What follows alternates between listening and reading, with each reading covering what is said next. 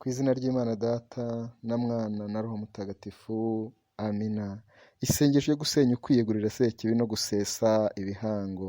Mu izina rya Yezu Kristo umucunguzi wacu n'Imana yacu, mu bubasha bwa Roho Mutagatifu, ku bw'ubuvugizi bw'umubyeyi Bikira Mariya utarasamanywe icyaha, umwamikazi w'ukubohoka, akaba ari n'umwamikazi w'imitsindo, nisunze Yosefu Mutagatifu urasa amashitani, abamarayika batagatifu Mikayeli na Rafayeli, abamarayika barinzi bacu intumwa Petero na Pawulo batagatifu, hamwe n'abatagatifu bose, duhamagaye impuhwe z'Imana Data, urumuri rwa Roho Mutagatifu, no kurindwa nawe mu byo tugiye gukora byose no mu byo tugiye kuvuga, kugira ngo ububasha bw'ubwigenge bwigaragaze, umutsindo n'ikuzo rya Yezu watwigishije gusenga Imana Data, kugira ngo dukize sekibi. Amina.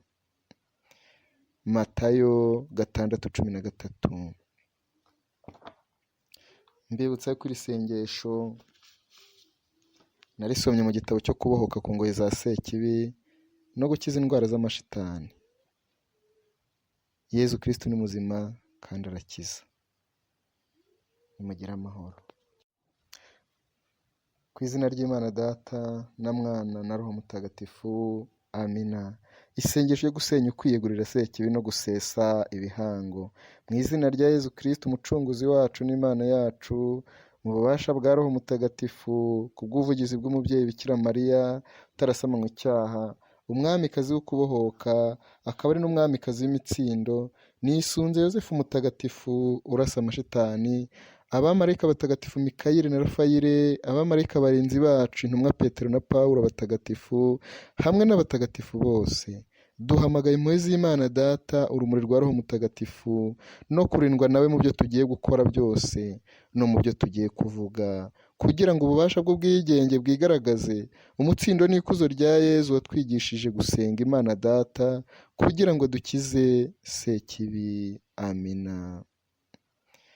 Matayo 6:13.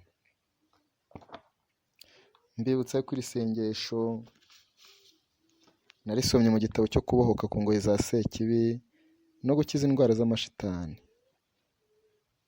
Yezu Kristo ni muzima kandi arakiza. Nimugire amahoro. Ku izina ry'Imana Data na Mwana na Roho Mutagatifu, amina.